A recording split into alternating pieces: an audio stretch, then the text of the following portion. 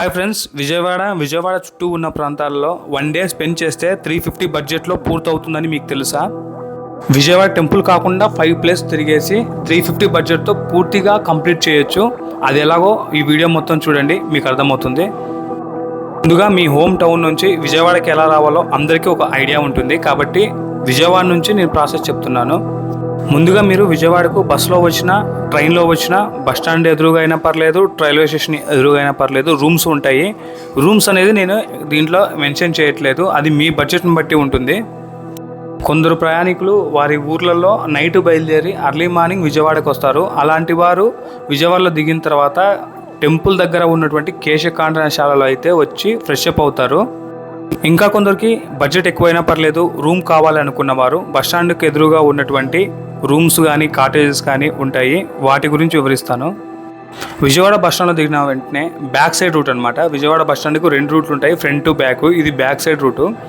ఇక్కడ చూడండి 99 in box అని ఉంది. ఇక్కడ వచ్చేసి ఒక బెడ్ వచ్చేసి 99 రూపాయలు తీసుకుంటారు 1 డేకి. ఇది కాకుండా దీని పక్కనే లాడ్జెస్ కూడా ఉంటాయి. ఇలా కొంచెం స్ట్రైట్, ఎక్కువ దూరం కూడా కాదు, జస్ట్ మనకు కనపడుతుంటాయి కాటేజెస్ అన్నీ. ఇక్కడ మన బడ్జెట్ ఎంత ఉన్నా సరే అన్ని రూమ్లు ఉంటాయి. అంటే జస్ట్ 200 నుంచి 2000 వరకు కూడా మనకు రూమ్లో అవైలబుల్గా ఉంటాయి. ఇక్కడ ఏసీ, నాన్ ఏసీ లాడ్జ్లు, డార్మెటరీ, ఇంకా కాకుండా చాలా లాడ్జ్లు అయితే అవైలబుల్గా ఉంటాయి. మీ బడ్జెట్ని బట్టి మీరైతే ఎంపిక చేసుకోవచ్చు. నేను చెప్తున్న ఇవన్నీ కూడా ఎగ్జాక్ట్లీ బస్ స్టాండ్కు ఆపోజిట్లో ఉన్నవి మాత్రమే చూపిస్తున్నాను. ఇవి కాకుండా టెంపుల్ దగ్గరలోనే రూమ్స్ కూడా ఉంటాయి, వీలైతే అక్కడ కూడా తీసుకోవచ్చు. ఇంకా ఈ లాడ్జ్లకు ఎదురుగా ఇక్కడే ఆటో స్టాండ్ కూడా ఉంటుంది. మనకు కావాలనుకున్న దగ్గరికి కూడా ఈ ఆటోలు అయితే వస్తాయి. ఇక్కడ కంట్రోల్ రూమ్ కూడా ఉంటుంది, దాన్ని చూసి మనం బుక్ చేసుకోవచ్చు. ఇప్పుడు మన బడ్జెట్లో అయితే మనం చూడాలనుకున్న ప్రదేశాలు వచ్చేసి విజయవాడ దుర్గమ్మ టెంపుల్. ఇది కాకపోతే దాన్ని వదిలేసుకున్నా పర్లేదు. ఉండవల్లి కేవ్స్, ప్రకాశం బ్యారేజ్, మంగళగిరి నరసింహస్వామి, పానకాల స్వామి, కోటిలింగల శైవక్షేత్రం, మినీ టీటీడీ టెంపుల్, ఇవన్నీ కూడా ఈ మన 250 బడ్జెట్లోనే ఇవన్నీ కూడా వస్తాయి. కొందరికి ఐడియా ఉన్నవారు ఫస్ట్ దుర్గమ్మ టెంపుల్లో దర్శనం చేసుకున్నాక కిందికి వచ్చిన తర్వాత ఆటో మాట్లాడుకుంటారు. ఐడియా లేని వారికి మాత్రం చెప్తున్నాను, మీరు విజయవాడ బస్ స్టాండ్లో దిగినా, రైల్వే స్టేషన్లో దిగినా మీ దగ్గరికి అయితే ఆటోలు వస్తాయి. వారికి మనం చెప్పిన ఈ 6 టెంపుల్స్ వివరిస్తే వారు ఫర్ హెడ్ వచ్చేసి 250 రూపీస్ తీసుకుంటారు. మీరు 3 ఉన్నట్లయితే ఈ ఆటో మాట్లాడుకోండి. 4 లేదా 5 మంది ఉన్నప్పుడు మీ కంఫర్ట్ని బట్టి ఈ ఆటో ఎంచుకోండి. 7 to 10 మెంబర్స్ అయితే ఇలాంటి ఆటో ఒకటి తీసుకోండి. ఇక్కడ ఆటో వాళ్ళు మనం చెప్పిన ఈ రూట్ మ్యాప్ అయితే ఫర్ హెడ్ 250 రూపీస్ అయితే తీసుకుంటారు. ఈ వీడియో చూసిన వారు ఎవరైనా సరే నేను చెప్పిన ఈ టైమింగ్ ఫాలో అవుతే మీకు చాలా టైం కలిసి వస్తుంది. అదేంటంటే మీరు మీ గ్రామం నుంచి విజయవాడకైతే ఎర్లీ మార్నింగ్ 4:30, 5కి వచ్చేలా ప్లాన్ చేసుకోండి. ఒకవేళ మీరు ఆల్రెడీ విజయవాడ తెలిసి ఉండి అమ్మవారి టెంపుల్ తెలిసి ఉంటే మీరు ఇక్కడికి వచ్చి ఫ్రెష్ అప్ అయిపోయి అమ్మవారి దర్శనం చేసుకొని 6:30, 7 కంతా మీరు కంప్లీట్ చేసుకొని కిందికైతే రండి. ఐడియా లేని వారు మీరు దిగిన వెంటనే మీ దగ్గరికి ఆటోలు వస్తాయి. వారికి మీ ప్లాన్ వివరిస్తే వారు మిమ్మల్ని తీసుకెళ్ళి పున్నమి గారి దగ్గర బాత్రూమ్స్ ఉంటాయి, అక్కడ ఫ్రెష్ అప్ అయిపోయి మిమ్మల్ని టెంపుల్ దగ్గర అంటే టెంపుల్కు వెళ్ళే బస్సుల దగ్గర అయితే వదులుతారు. ఒకవేళ మీ దగ్గర లగేజ్ ఉంటే వాళ్ళు ఆటోలో మీ లగేజ్ కాపలా కూడా ఉంటారు. మీరు 6:30కి టెంపుల్ దగ్గరికి వెళ్ళినట్లయితే అమ్మవారి దర్శనం చేసుకొని రావడానికి మ్యాక్సిమం అర్లీ మార్నింగ్ ఎవరు ఉండరు కాబట్టి ఒక హాఫ్ అన్ అవర్ లేదా గంట టైం పడుతుంది. అంటే 6:30కి వెళ్ళారు కాబట్టి 7:30, 8 అయినా పర్లేదు, మీరు దర్శనం ముగించుకొని కిందికి తిరిగి రావచ్చు 8 గంటలకంతా. ఒకవేళ టిఫిన్ చేయాలనుకున్న వారు అమ్మవారి ప్రసాదం లెమన్ రైస్ కానీ లడ్డు కానీ దొరుకుతుంది, వాటిని మీరు తీసుకోవచ్చు అంటే మీ బడ్జెట్లో. అలా లేని వారు బయటికి వచ్చిన తర్వాత మనం ప్రకాశం బ్యారేజ్ చూసుకుంటాము. ప్రకాశం బ్యారేజ్ చూసుకున్న తర్వాత ఉండవల్లి సర్కిల్ అని వస్తుంది, అక్కడ టిఫిన్ చేసుకోవచ్చు. ఒకవేళ మీ టిఫిన్ బడ్జెట్ 100 రూపాయలు వేసుకోవచ్చు. మనం టిఫిన్ పూర్తయిన తర్వాత ఉండవల్లి కేవ్స్కి అయితే వచ్చాము. ఇక్కడ ఎంట్రన్స్ టికెట్ ఉంటుంది. ఈ కేవ్స్ యొక్క ప్రాముఖ్యత ఏంటంటే ఒక కొండను 5 అంతస్తులుగా తొలిచి అందులో అనంత పద్మనాభ స్వామి వారిని శయన రూపంలో చిత్రీకరించారు. తిరువనంతపురంలో ఉన్నటువంటి అనంత పద్మనాభ స్వామివారు ఏ రూపంలో ఉంటారో ఇక్కడ సేమ్ అదే రూపంలో ఉంటారు స్వామివారు. ఇదంతా కూడా ఏకశిలతో నిర్మితమైన నిర్మాణం. ఈ నిర్మాణాన్ని క్రీస్తుపూర్వం 4 లేదా 5వ శతాబ్దంలో నిర్మించారని తెలుస్తుంది. మీరు విజయవాడ దుర్గమ్మను దర్శించుకున్న తర్వాత ప్రకాశం బ్యారేజ్ మీదుగా ఇక్కడికి రావడానికి జస్ట్ 20 మినిట్స్ టైం అయితే సరిపోతుంది. ఈ ఉండవల్లి కేవ్స్ మొత్తం చూడటానికి మనం 1 గంట లేదా గంటన్నర మాత్రం సరిపోతుంది. ఇది చూసిన తర్వాత మనం మంగళగిరి లక్ష్మీ నరసింహస్వామి వారి టెంపుల్కి అయితే వెళ్ళాలి. ఇక్కడ నుంచి మంగళగిరి నరసింహస్వామి వారి టెంపుల్ 1/2 అవర్ జర్నీ అయితే పడుతుంది. అంటే ఎగ్జాక్ట్లీగా మనం 11:30కి ఇక్కడ క్లోజ్ చేసుకొని మనం మంగళగిరిలో ఉన్నటువంటి లక్ష్మీ నరసింహస్వామికి వెళ్ళడానికి 1/2 అవర్ కాబట్టి ఎగ్జాక్ట్లీ 12కి అయితే మంగళగిరి లక్ష్మీ నరసింహస్వామి టెంపుల్ అయితే ఉంటాము.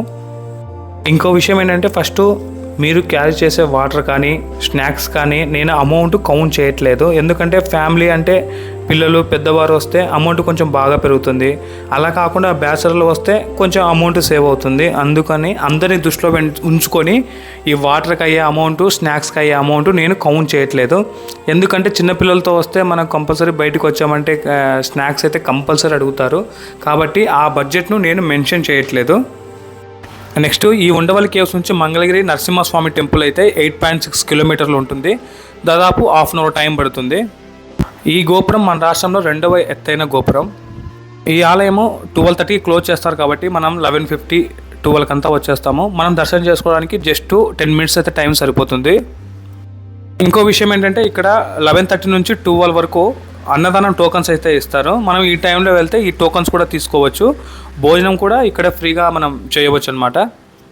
ఈ స్వామివారిని దర్శించి మనం ఇక్కడే భోజనం చేసిన తర్వాత జస్ట్ 1 కిలోమీటర్లో పానకాల లక్ష్మీ నరసింహస్వామి టెంపుల్ అయితే కనపడుతుంది. ఇక్కడ స్వామివారిని దర్శనం చేసుకోవడానికి మనకు దాదాపు 1/2 అవర్ టైం అయితే పడుతుంది. ఇక్కడ స్వామివారికి పానకాన్ని నైవేద్యంగా సమర్పిస్తారు. మనం తీసుకెళ్లిన పానకంలో సగం స్వామివారు సేవించి మిగతా సగాన్ని ఇక్కడ ఉన్న పూజారులు మనకిస్తారు. మీకు ఒక విషయం చెప్పడం మర్చిపోయాను. కింద మంగళగిరి నరసింహస్వామి టెంపుల్లో బంగారు వెండి బల్లులు అయితే ఉంటాయి. మీరు ఆలయంలో ప్రవేశించగానే లెఫ్ట్ సైడ్కి అయితే ఉంటాయి. వీటిని ఒకసారి మీ చేతితో తాకండి మీరు వెళ్ళినప్పుడు. ఈ 2 ఆలయాలను దర్శించిన తర్వాత మనమైతే తాళాయపాలెంలో ఉన్నటువంటి శివాలయానికి అయితే వెళ్దాము. ఇక్కడ నుంచి ఈ శివాలయం వచ్చేసి 17 కిలోమీటర్ల దూరంలో ఉంటుంది. దాదాపు మనకు 45 మినిట్స్ జర్నీ అయితే పడుతుంది. ఇక్కడ మనం అంటే మంగళగిరిలో అన్ని భోజనం చేసుకొని మనం దర్శనం 2 టెంపుల్లో దర్శనం చేసుకోసరికి 2 o'clock అవుతుంది. ఇక్కడ 2 o'clock ముగించుకున్న తర్వాత మనం తాళాయపాలెం శివాలయానికి వెళ్ళాలంటే 45 మినిట్స్ కాబట్టి 2:45కి అంతా అక్కడికి వెళ్తాము. తర్వాత మనం తాళాయపాలెంలో ఉన్నటువంటి శివాలయానికి అయితే వచ్చాము. ఇక్కడ బంగారంతో తయారు చేయబడినటువంటి శివలింగం మరియు స్ఫటికలింగం ఇవి కాకుండా కోటి లింగాలు ఇలా చాలా చెప్పుకుంటూ పోతే చాలా ఉంటాయి ఈ ఆలయంలో. ఈ ఆలయాన్ని మొత్తం మనం దర్శించాలంటే మనకు దాదాపు 2 లేదా 2.5 అవర్ టైం పడుతుంది. మంగళగిరిలో ఎవరైనా భోజనం చేయకుండా అంటే టోకన్స్ దొరకకపోతే ఈ ఆలయానికి వచ్చి ఇక్కడ కూడా నిత్య అన్నదానం పెడుతూ ఉంటారు. అక్కడ మిస్ అయిన వాళ్ళు వచ్చి ఇక్కడ తినేయచ్చు. ఇక్కడ ఉన్న ప్రధాన ఆలయంలో ఉన్న శివలింగాన్ని మనం 5 రకాలుగా దర్శనం చేసుకోవచ్చు. అంటే తూర్పు, పడమర, ఉత్తరం, దక్షిణం మరియు పైనుంచి కూడా మనం ఇక్కడ ఉన్న స్వామివారిని దర్శనం చేసుకోవచ్చు. అంటే 5 రకాలుగా దర్శనం చేసుకోవచ్చు స్వామివారిని.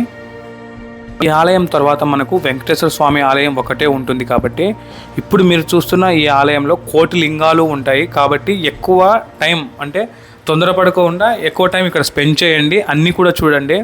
అంటే మీరు మార్నింగ్ నుంచి జర్నీ చేస్తూ ఉన్నారు కదా, ఎవరైనా ఎక్కువ ఏజ్ ఉన్నవాళ్ళు ఇక్కడ పడుకోవడానికి కూడా బాగుంటుంది. అంటే రెస్ట్ తీసుకోవడానికి ఇక్కడ చాలా బాగుంటుంది. ఇప్పుడు మీరు చూస్తున్నవన్నీ స్ఫటికలింగాలు అనమాట. ఇవి కాకుండా చాలా వరకు అంటే కోటి లింగాలు ఉన్నాయి కదా, అన్నీ కవర్ చేయాలంటే చాలా టైం పడుతుంది. 2 లేదా 3 గంటల సమయం అయితే పడుతుంది ఈ టెంపుల్ మొత్తాన్ని కవర్ చేయాలంటే. తరువాతి ఆలయం వెంకటాయపాలెంలో ఉన్నటువంటి టీటీడీ ఆలయం. ఈ ఆలయం తిరుమలలో ఉన్నటువంటి వెంకటేశ్వర స్వామి ఆలయానికి నమూనా ఆలయంగా పిలుస్తారు. వెంకటాయపాలెంలో ఉన్నటువంటి శివాలయాన్ని దర్శించి మనం ఈ వెంకటాయపాలెంలో ఉన్నటువంటి వెంకటేశ్వర స్వామి ఆలయానికి జస్ట్ 3.8 కిలోమీటర్లు అంటే దాదాపు 10 మినిట్స్ టైం పడుతుంది. 10 మినిట్స్ కూడా పట్టదు, ఒక 5 మినిట్స్ అనుకుందాం. ఈ ఆలయంలో మనకు వెంకటేశ్వర స్వామి వారు తిరుమలలో ఉన్న వెంకటేశ్వర స్వామి ఏ విధంగా ఉంటారో సేమ్ నమూనా ఇక్కడ ఉంటారు. ఈ ఆలయానికి ఉన్న గొప్పతనం ఏంటంటే విఐపీలు వచ్చినా, వివిఐపీలు వచ్చినా, ప్రోటోకాల్ వాళ్ళు వచ్చినా, సామాన్య భక్తులు వచ్చినా అందరికీ ఒకే దర్శనం అవైలబుల్గా ఉంటుంది. ఈ ఆలయంలో మనం దర్శనం చేసుకోవడానికి ఒక 10 మినిట్స్ సరిపోతుంది.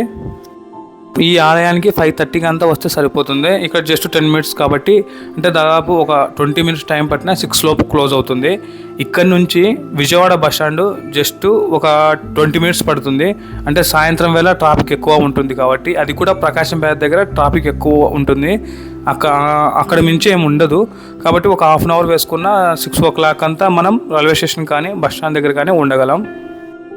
ఇక్కడతో మనం చెప్పిన టూర్ అయితే క్లోజ్ అవుతుంది. మనం చెప్పాం కదా 250 ఆర్ 350. 250 అంటే ఆటోకు, 350 అంటే మనం బయట టిఫిన్కు. ఇవి కాకుండా ఇంకెక్కడైతే మనం ఖర్చు పెట్టలేదు, ఎందుకంటే మంగళగిరిలో ఫ్రీ మీల్స్ పెడతారు, లేదంటే ఈ శైవ క్షేత్రం అని చెప్పాను కదా తాళాయపాలెంలో, ఇక్కడ కూడా ఫ్రీ మీల్స్ పెడతారు కాబట్టి మనకి ఇక్కడ అమౌంట్ అయితే అవ్వదు. ఇక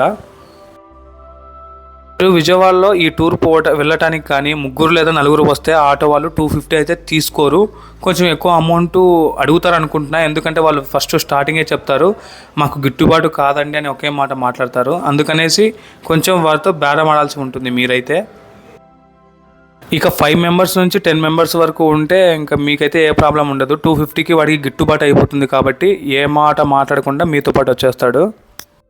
6:30కి అయితే ఇది క్లోజ్ అవుతుంది నేను చెప్పిన టూరు. మీకు midnight 12 కానీ 1 o'clock కానీ ట్రైన్స్ ఉంటే వాళ్ళు నెక్స్ట్ ప్లానింగ్ వచ్చేసి ఇక్కడ దగ్గరలో గాంధీ హిల్స్ అని అయితే ఉంటుంది. అంటే ఒక కొండ మీద ఉంటుంది ఈ గాంధీ హిల్స్. ఇక్కడికి వెళ్ళిన తర్వాత లొకేషన్ చాలా బాగుంటుంది, నైట్ వ్యూ చాలా బాగుంటుంది. ఈ గాంధీ హిల్స్ కూడా పెద్ద దూరం ఏమి ఉండదు, రైల్వే స్టేషన్ బ్యాక్ సైడే ఉంటుంది ఈ గాంధీ హిల్స్. ఇక్కడ చూడండి మీకు చాలా టైం పాస్ అయిపోద్ది, లొకేషన్ కూడా చాలా బాగుంటుంది. ఈ టైంలో ఈ లొకేషన్ అయితే ఉంటుంది. ఈ గాంధీ హిల్స్ చూసుకున్నాక ఇక్కడికి 2 kilometers దూరంలో ఉన్నటువంటి అంబేద్కర్ స్టాచ్యూ చాలా బాగుంటుంది. మీకు విజయవాడలో ఎక్కడి నుంచి అయినా సరే ఈ అంబేద్కర్ స్టాచ్యూకు ఆటోలు అయితే ఉంటాయి. ఇంకా చెప్పాలంటే ఇందిరాగాంధీ మున్సిపల్ స్టేడియం పక్కనే ఈ అంబేద్కర్ స్టాచ్యూ అయితే ఉంటుంది. మీకు వీలుంటే ఈ స్టాచ్యూను కూడా చూడండి, లొకేషన్ చాలా బాగుంటుంది. మీరు మార్నింగ్ వచ్చినా నైట్ వచ్చినా వ్యూ చాలా బాగుంటుంది. మీరు అంబేద్కర్ స్టాచ్యూ తీసుకున్నాక బై వాక్ జస్ట్ ఒక 100 మీటర్స్లో ఈట్ స్ట్రీట్ అని ఉంటుంది. ఈ ఈట్ స్ట్రీట్ దాదాపు నైట్ 12 o'clock 1 o'clock వరకు కూడా ఈ ఈట్ స్ట్రీట్ అయితే ఉంటుంది. ఈ ఈట్ స్ట్రీట్ స్టార్టింగ్ టైం 8:30కి స్టార్ట్ అవుతుంది, దాదాపు 1:30 వరకు కూడా ఉంటుంది. నైట్ భోజనం చేసుకోవాలనుకున్న వారు ఇక్కడ భోజనం చేసుకోవచ్చు. మీకు ఇక్కడ ఐటమ్స్ అన్నీ దొరుకుతాయి, అంటే రోటీలు, చపాతీలు, బిర్యానీసు, చాలా ఐటమ్స్ అంటే చాలా ఐటమ్స్ దొరుకుతాయి. ఇక్కడ బిర్యానీ వచ్చేసి 120 నుంచి 150 మధ్యలోనే ఉంటుంది. ఇంకా విషయం ఏంటంటే ఇక్కడ ఒక బిర్యానీ తీసుకుంటే 5 రకాల కర్రీస్ కూడా వేస్తారు, అంటే చికెన్లోనే 5 రకాల కర్రీస్ వేస్తారు. లేట్ నైట్లో మీకుండే బస్సు లేదా ట్రైన్ టైమింగ్ బట్టి ఈ ప్లేస్ను కవర్ చేసుకోండి.